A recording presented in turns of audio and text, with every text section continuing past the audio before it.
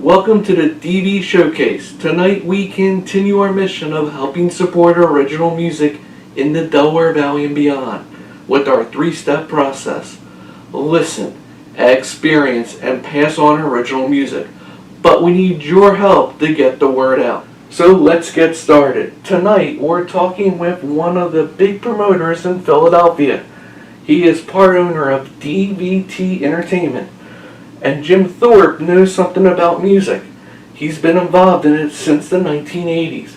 And this is his story, featuring the music of Jason Egger and his song Worker Bee, here on the DV Showcase. So, my name's Jim Thorpe. I'm part of co-owner of DVT Entertainment. My partner is Vince Bowles. We started this actually when Legendary Dobbs first reopened. That's when DVT was born. The entertainment was a partnership between Vince Bowles and myself. So that's about almost going on 11 years now. But I've been in the music industry probably since the early 80s. Musician, got tired of the band stuff, turned over to band management, then wound up getting into club bookings. Did stuff at the old clubs like Middle Eastern was probably like my first venue I really started booking some shows.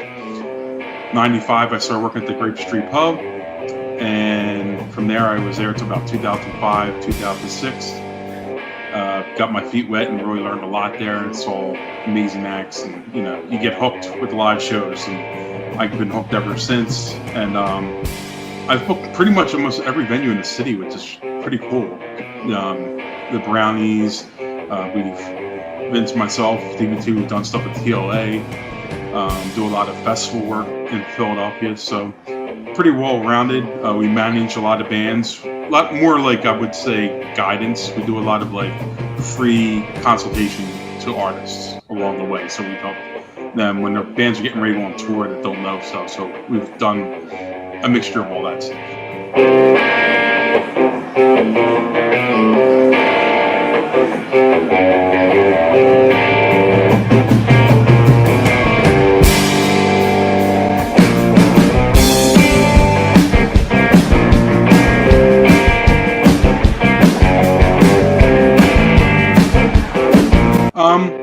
The music, actually. I've always been a music lover since I was a kid. So I started music. My grandfather played in the Benny Goodman band back in the day. It's a saxophone player.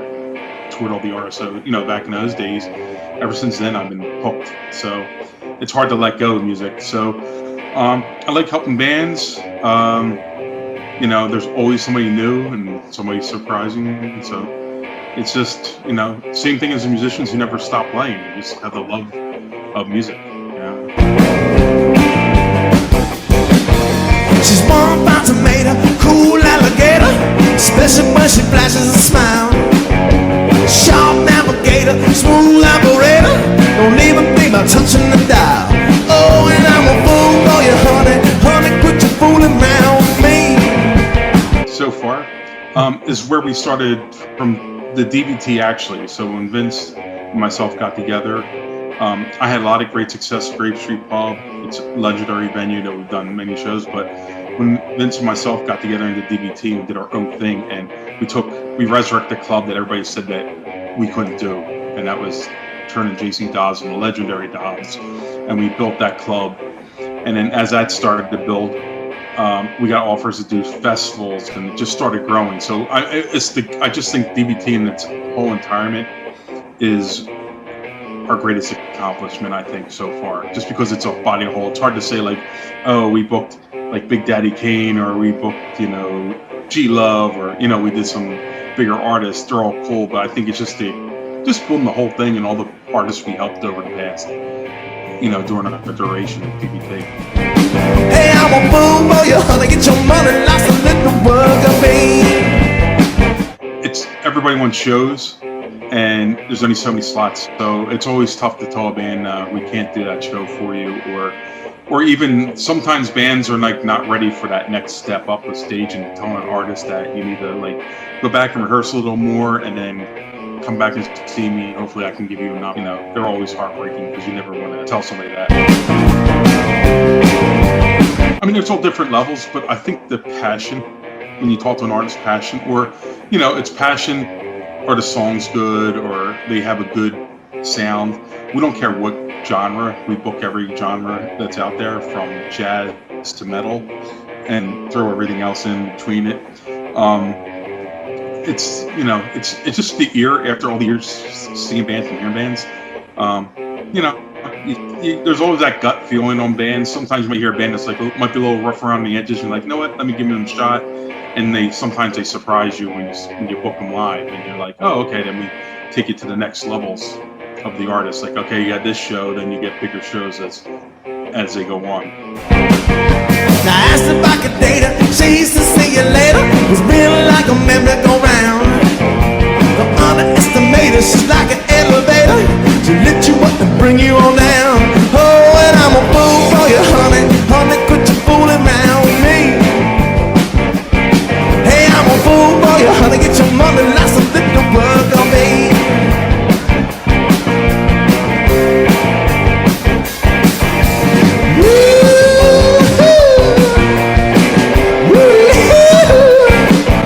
So what we try to do is, when we get bands that we like to work with, and we try to pair them with other bands and try to create a community within the venue.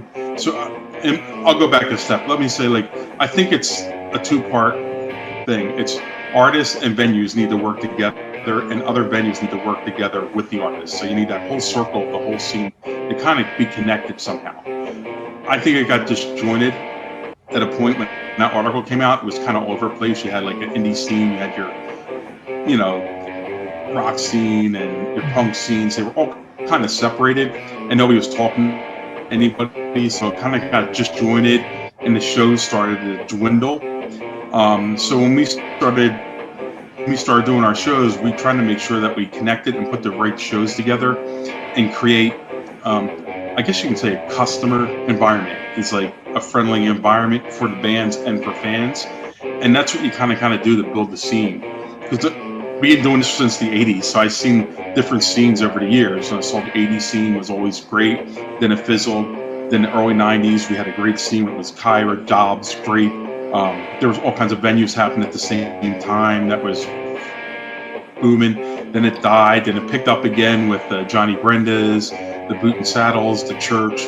So it goes in waves. So we were part of a good wave. We started building, COVID hit, and everything went down again. And now I think we're in a position now to kind of build the scene up.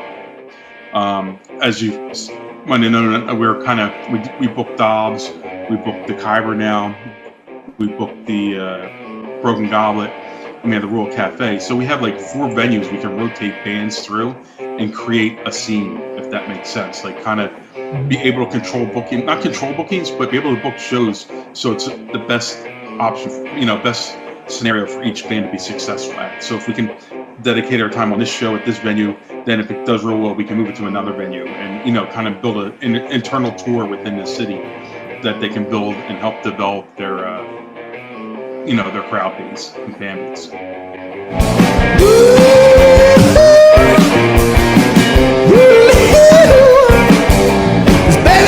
Baby, it's driving me so crazy. Says, oh, before we begin, I'm begging and I'm pleading, feel just like I'm bleeding. Oh, baby, you know that I'm stoned.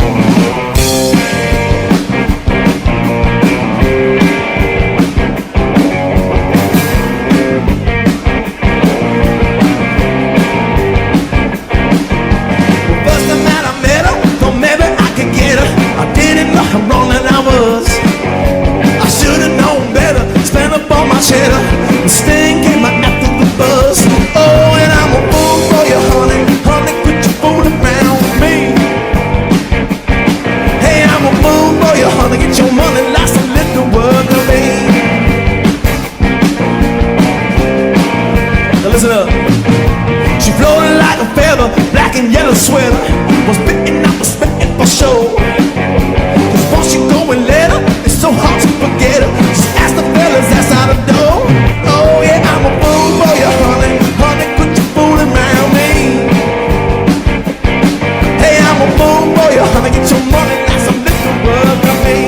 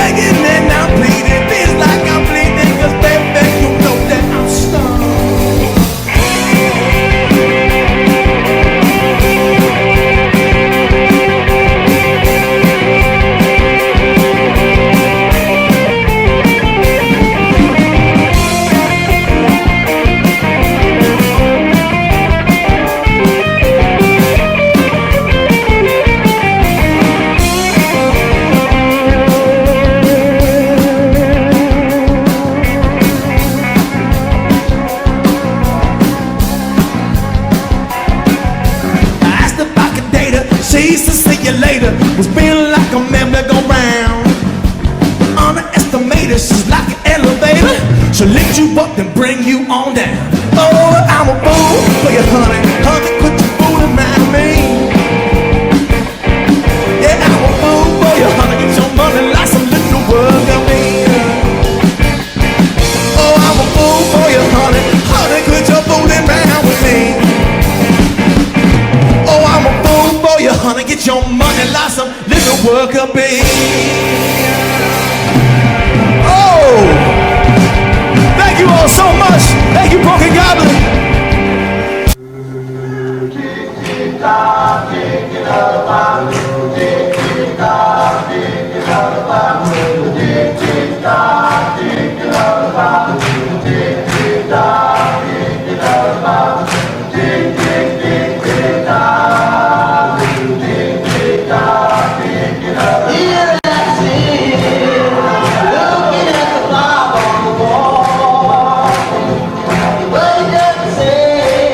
Grassroots supports original music and understand how it's hard to pursue a dream. They have since 1975.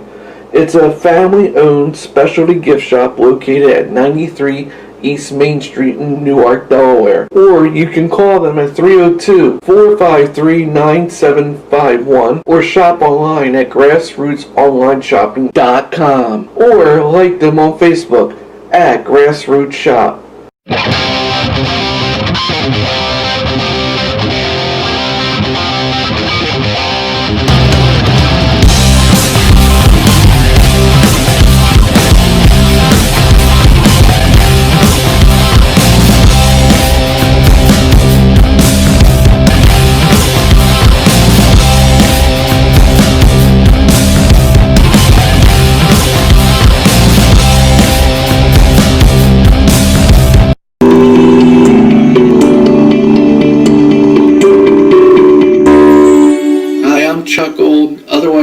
Risk Manager Chuck, and I want to tell you a little bit about myself as being a person who's dealt with the public for a long time. I started out as a waiter in a retirement community through high school and college. Then I moved on to retail management for 18 years, where I met the needs of my customers, trying to find the right products or help them in their situation. Currently, I have two roles. My one role is with the bracking agency, where I'm a risk manager, where I help you discover what's important in your life and how to cover it. The other is helping original music, where I help push people's music out there for everyone to see. So if you need help finding out the right coverages for you and your family, or you're a musician trying to find a way to get your music out there, just give me a message or a call. I'll be sharing content here on this new page. I look forward to hearing from you, and have a great day. Welcome back, and we continue telling the story of Jim Thorpe, featuring the music this time of 49 Burning Condors and their song Marigold Lake, here on the DV Showcase.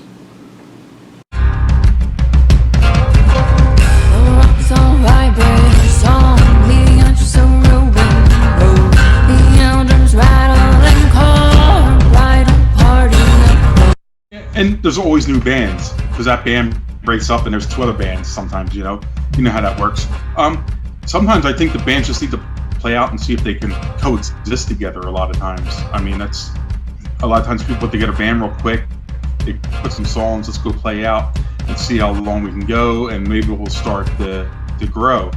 I think a lot of times bands get in that, used to get in that factor, oh, we need to be signed, so they try to do these 3, 6, 12 to a year to 2 year programs, and it's like, if we don't get signed in 2 years, we're done, we're out of this game, and they go off. And I've seen that happen numerous times. Nowadays, labels ain't worth nothing, so as music's so devalued, it's all about touring. So now you need artists to be around for a while to build a base to actually go on tour. So they might need to be 5, 6 years in the trenches before they get an opportunity to be able to do a, run across the U.S. that's at least profitable and they can make money on. So it's, I know what you mean. Sometimes you have these great bands and they'll be packing out the house. I'm like, oh, we called it quits. And you're like, I lost my headliner. My guaranteed, like every 2 months I got this band that puts 200 people in the room. Now we got to find somebody to replace that, you know? So there's always bands that were ready to take that spot. Like, you know, I like bands that support other bands and come out and see other shows, because they can see, like, I need to be what these guys are doing. Not their sound, but I need to get that crowd. So how do I get there? You know, so you watch bands over time, just the ones that are passionate and really drive to be successful, they'll do that. And like I said, it's always a rotation, and you get bands that, you know, that constantly do that, which is good for us.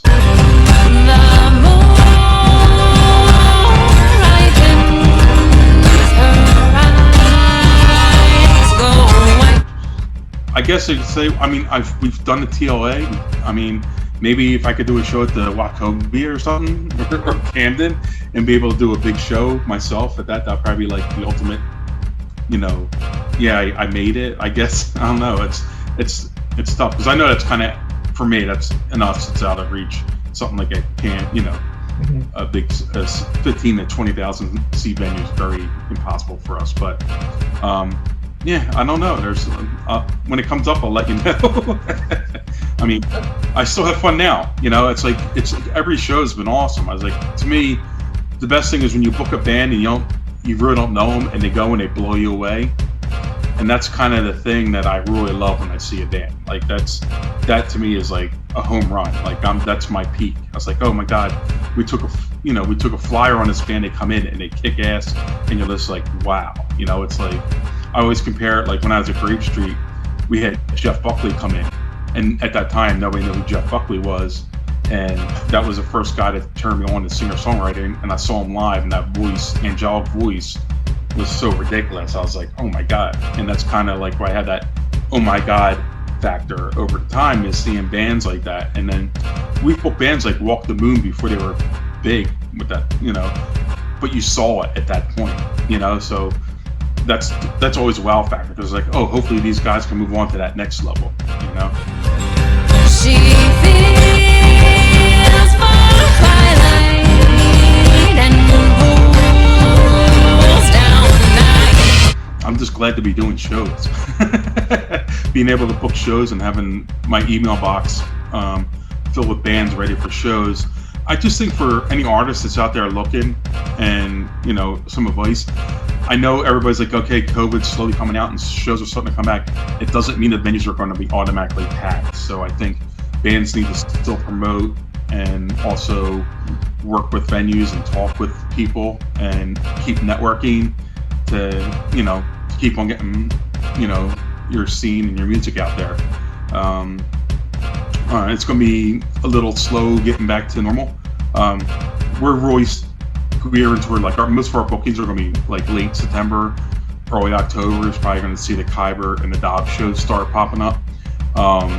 So there's a lot of planning ahead of time, which we're glad about, so we can really get really solid shows to kick off the new year. But just, you know, artists, I mean, no, the great thing about the pandemic, not the great thing, but the artists and the quality of music that I've received, because we do a DVT Spotify playlist, so we do 25 new releases each month that people are artists.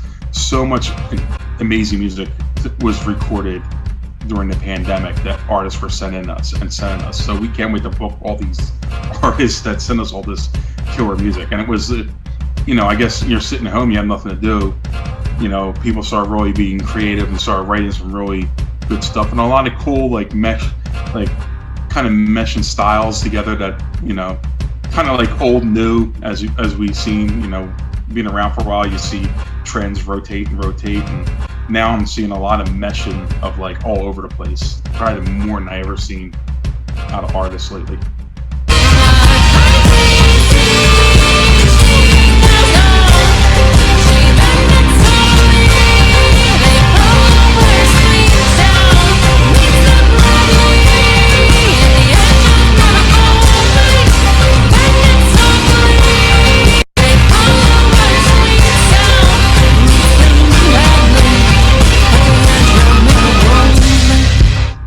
It depends on the shows, actually, how you book them.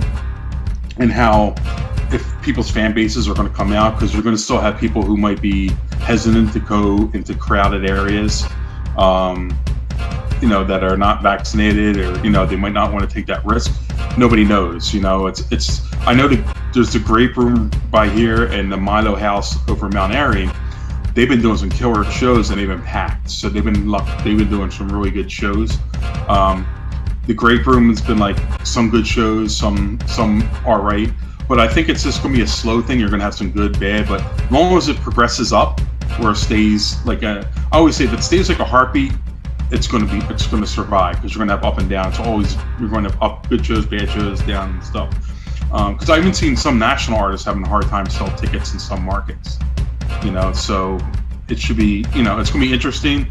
The good thing we're small venues, so hopefully, we're not looking at like a couple thousand people to throw in a room. If we can get to 100 to 150 for each show starting out, that'll be a positive, thing going forward.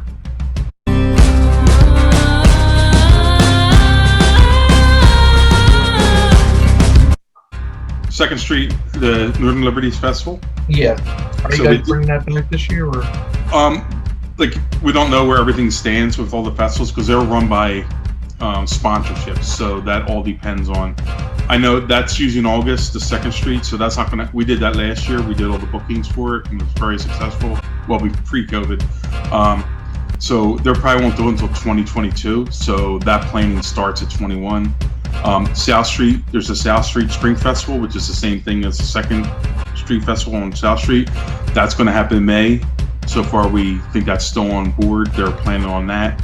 And then we do Liberty Music Fest. We do that one. We haven't done that since COVID started. So that's our own festival. We do that at the Broken Goblet Brewery up in Ben Salem. We'll do 3 stages, 1 indoor, 1 outdoor, full bands, and 1 acoustic stage. And we run it over 3 days, and we do educational panels and mentoring sessions for artists, for everything from publishing, how to book a tour, to your rights, to how can I build my careers and stuff like that. So we can't wait to get all this stuff start rolling again, because that's kind of our bread and butter. Like, that's like the payoff for all the bands that do the small clubs, is they get the bigger festivals and stuff like that. So which is good that everything kind of slowly go back into a full touring circle or touring cycle for all these artists. So when the festivals come around, everything's ready we can roll right into them like normal. Keep our fingers crossed.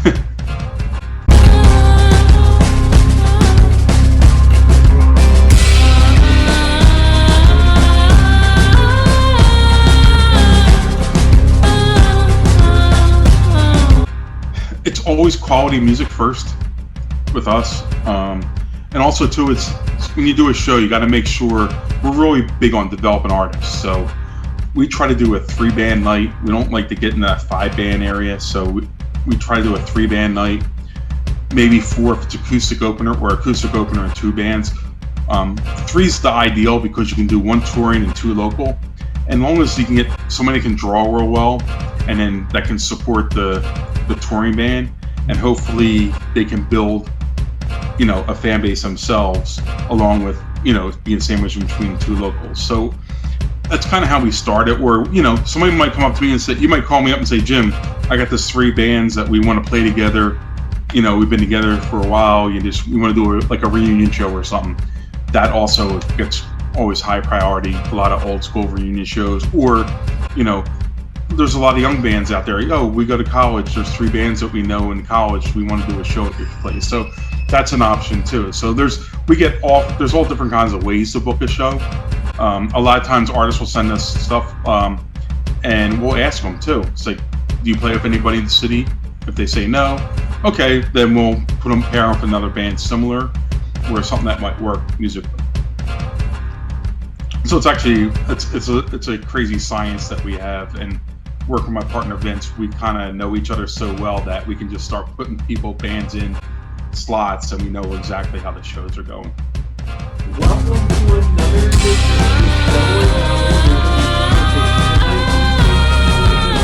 of Booking Delaware Valley with our 3-step process. To listen, experience, and get